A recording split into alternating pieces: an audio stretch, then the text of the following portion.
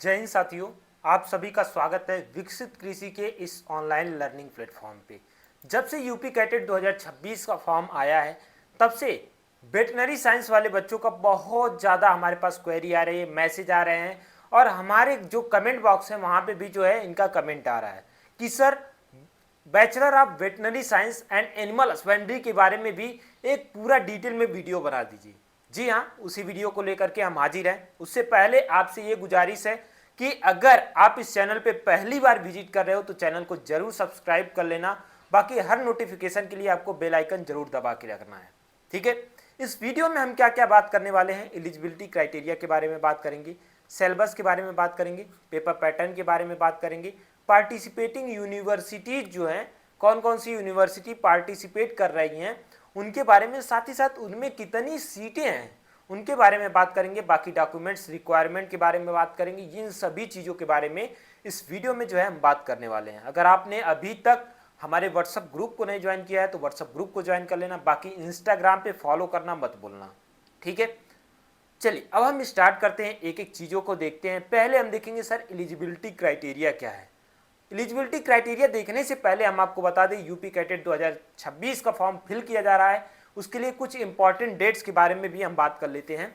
तो डेट क्या रहने वाला है, तो आवेदन करने की जो तिथि होगी, मतलब जब आप आवेदन करोगे तो वो 30 मार्च से लेकर के 30 अप्रैल तक आवेदन इसके हो रहे हैं। ठीक है, तो अभी तक अगर आपने फिल नहीं किया है तो जा करके फिल कर देना, क्योंकि ये वीडियो जो हम बना रहे हैं ये 16 अप्रैल को बना रहे हैं। ठीक है, अब ज़्यादा समय आपके पास नहीं बचा है, इसलिए जा करके फिल कर दो। ठीक है, बाकी दूसरी बात हम बात कर लें कि अगर आपके जो आवेदन फॉर्म है, जो एप्लीकेशन फॉर्म है, उसमें आपने कोई गलती कर दिया है तो उसको आप सुधार सकते हो। 1 से 2 जून तक ये सुधार सकते हो। ठीक है, बाकी जो एडमिट कार्ड आएगा वो कब आएगा, वो 1 जून को आपका एडमिट कार्ड आ जाएगा। ठीक है, आप डाउनलोड कर पाओगे। ठीक है, जो एग्ज़ाम होने वाला है वो 10 जून को यूजी का, ठीक है, मतलब bachelor of veterinary science UG में ही आता है, तो 10 जून को इसका एग्ज़ाम जो है होने वाला है। ठीक है, 11 जून को पीजी का होगा। ठीक, अब इसका जो रिजल्ट घोषित होगा वो 24 जून 2026 से पहले जो है घोषित हो जाएगा। ये मैक्सिमम इनका जो है डेट होता है 24 जून।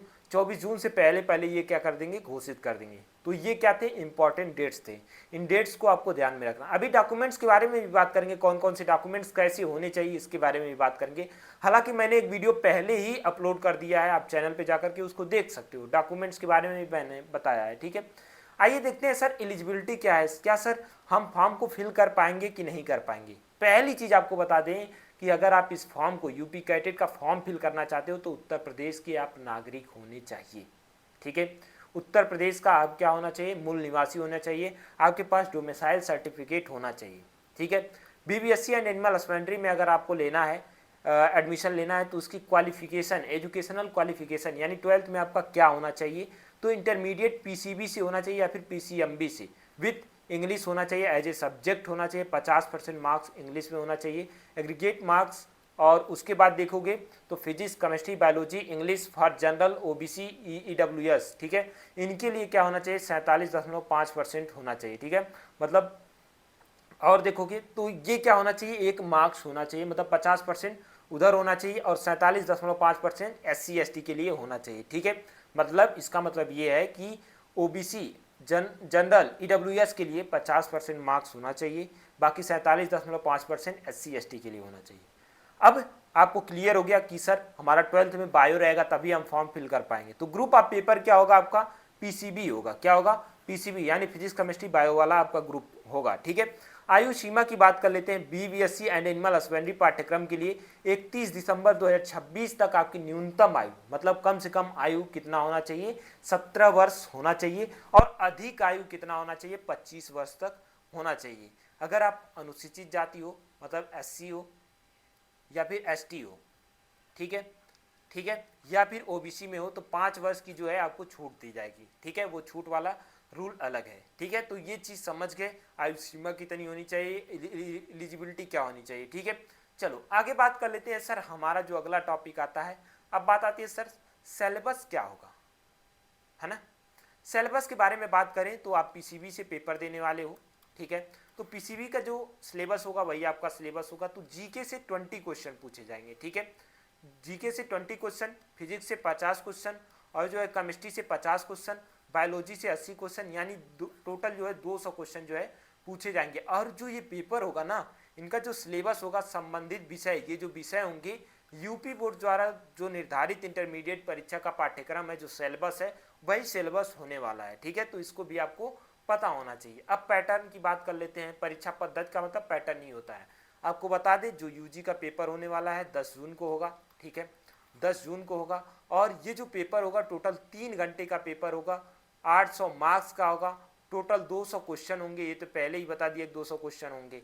ठीक है, तो ये क्या होगा, पूरा क्राइटेरिया होगा। ठीक है, अब यहाँ पे बात आती है सर, जो पीसीबी से, अगर आप पीसीबी से पेपर दे रहे हो तो आप चाहते हो कि और भी सब्जेक्ट में मैं चाहूँ तो एडमिशन ले लूँ। ठीक है, अगर आप पीसीबी से दोगे तो कौन कौन से ऐसे सब्जेक्ट हैं जिनके लिए आप एलिजिबल हो जाओगे। तो आपको बताएं, आप बीएससी ऑनर्स एग्रीकल्चर करना चाहते हो तब भी अगर आप पीसीबी से दोगे तब भी, मान लो कभी कभी मूड क्या होता है, चेंज हो जाता है। ठीक है, कई बच्चे ऐसे होते हैं नीट की तैयारी करते हैं, अगर नीट में नहीं हो पाता है, बाय द वे भगवान न करें ऐसा ना हो कि अगर आपका जो प्राइमरी गोल होता है वो हो जाए। ठीक है, अगर नहीं होता है तो स्टूडेंट का स्कोप इधर ही भागता है कि वेटनरी साइंस में चले जाएं, एग्रीकल्चर में चले जाएं, तो आप कर सकते हो, हॉर्टिकल्चर कर सकते हो, बाकी कम्युनिटी साइंस से, होम साइंस से, बीएससी ऑनर्स फॉरेस्ट्री से कर सकते हो, बीएससी एंड एनिमल हस्बेंड्री से कर सकते हो, यही जो हम लोग बात कर रहे हैं, बीएफएससी यानी फिशरीज साइंस से कर सकते हो, बीटेक बायोटेक्नोलॉजी कर सकते हो, फूड टेक्नोलॉजी, डेयरी टेक्नोलॉजी। ठीक है, BSc honours food nutrition and dietetics से कर सकते हो, BTech sugarcane science and technology से कर सकते हो, ये सभी कोर्स कर सकते हो। ठीक है, ये क्या हो गए, हमारे पैटर्न हो गए। फिर उसके बाद बात कर लेते हैं पार्टिसिपेटिंग यूनिवर्सिटी कौन सी हैं, कौन कौन सी पार्टिसिपेट कर रही हैं। तो आपको बता दें, क्लियर कट आपको एक मैसेज देना चाहूँगा, यहाँ पे बांदा यूनिवर्सिटी में है, बाकी आचार्य नरेंद्र देव में है, सरदार वल्लभ भाई पटेल में। आपको बता दें सीएसए यानी जो कानपुर की यूनिवर्सिटी है, सीएसए यूनिवर्सिटी, इसमें आपका नहीं है। ठीक है, बीबीएससी नहीं है। ठीक है, ध्यान देना इसको। सब में सीटें कितना है, अभी सीट के बारे में भी बात करते हैं। ठीक है, यहाँ पे सीट के बारे में बात कर लें तो सीएसए में कोई सीटें निल नहीं, कोई नहीं है। ठीक है, निल है। ठीक है, बाकी एनडीयूटी में टोटल 68 सीटें हैं, वो भी 40 सीटें नॉर्मल हैं, 20 सीटें पेड हैं और 80 सीटें एनआरआई सीटें होती हैं। ठीक है, उसके बाद जो है सरदार वल्लभ भाई पटेल में देखेंगे तो यहाँ पे 68 सीटें हैं। ठीक है, कितनी सीटें हैं, टोटल जो है 68 सीटें हैं। तो 68 सीटों में से यहाँ पे अगर हम देखेंगे तो 68 सीटों में से क्या आ रहा है, यहाँ पे 40 सीटें आपकी क्या हो जाएंगी, नॉर्मल सीटें, 20 सीटें आपकी पेड हो जाएंगी और 8 सीटें एनआरआई, ये भी 68 सीटें। सेम क्राइटेरिया यहाँ पे भी होता है 40 20 8 का। ठीक है, तो ये क्या हो गए, आपके सीट हो गए, कितनी कितनी सीटें कौन कौन सी यूनिवर्सिटी में है। अब बात आती है सर इंपॉर्टेंट डॉक्यूमेंट्स कौन से होने चाहिए। ये काउंसलिंग के डॉक्यूमेंट्स हैं। अगर फॉर्म फिलिंग के डॉक्यूमेंट्स आपको बताएं तो आपको क्या होना चाहिए, आपके पास होना चाहिए, पहली बात 10th की मार्कशीट होनी चाहिए। ठीक है, आधार कार्ड होनी चाहिए। ठीक है, कास्ट सर्टिफिकेट ऑप्शनल है, अगर आप कास्ट सर्टिफिकेट तो इसमें लगेंगे। ठीक है, बाकी आपके पास आधार कार्ड हो गया, फोटो होना चाहिए। फोटो कैसा होना चाहिए, फोटो कैसा, पासपोर्ट साइज का फोटो होना चाहिए और उस पर नाम होना चाहिए। ठीक है, नाम होना चाहिए और डेट ऑफ फोटो होना चाहिए। एक मार्च से इधर का होना चाहिए, पहले का नहीं होना चाहिए। आप जैसे भी जा सकते हो, कैफे वाले से जाके आप बोल सकते हो, ऐसे लिख के ऐसे जाके पकड़ के बोल दो भैया मेरा खींच दो फोटो। ठीक है, उसके बाद आपके पास सिग्नेचर होना चाहिए। ठीक है, सिग्नेचर होना चाहिए और राइट हैंड की ये उंगली, तर्जनी उंगली जो है होनी चाहिए, ध्यान देना, राइट हैंड की ही होनी चाहिए। ठीक है, ये होना चाहिए। बाकी हम काउंसलिंग की बात कर लेते हैं। तो काउंसलिंग में आपको एप्लीकेशन फॉर्म जो भर रहे हो इसको अच्छे से रख लेना, एडमिट कार्ड लगता है, जो प्रोविजनल लेटर आएगा, मतलब जब रिजल्ट आ जाएगा उसके बाद प्रोविजनल लेटर आता है। ठीक है, अलॉटमेंट लेटर, वो डाउनलोड करके रखना पड़ेगा। हाई स्कूल का अंक पत्र, इंटरमीडिएट का अंक पत्र उस समय आ जाता है।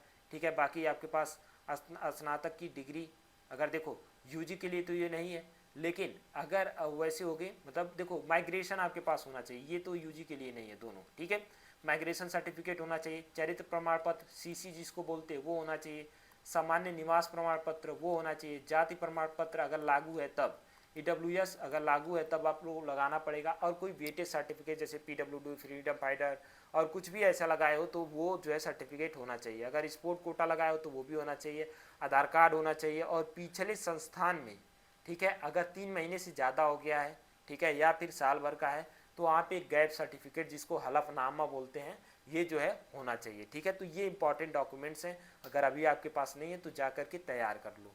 ठीक है, तो आज की वीडियो में इतना ही रखते हैं। बाकी बीबीएससी से संबंधित कोई भी डाउट होता है तो कमेंट बॉक्स में ज़रूर रखना। मिलते हैं नेक्स्ट वीडियो में नेक्स्ट टॉपिक के साथ, ठीक है। Thank you.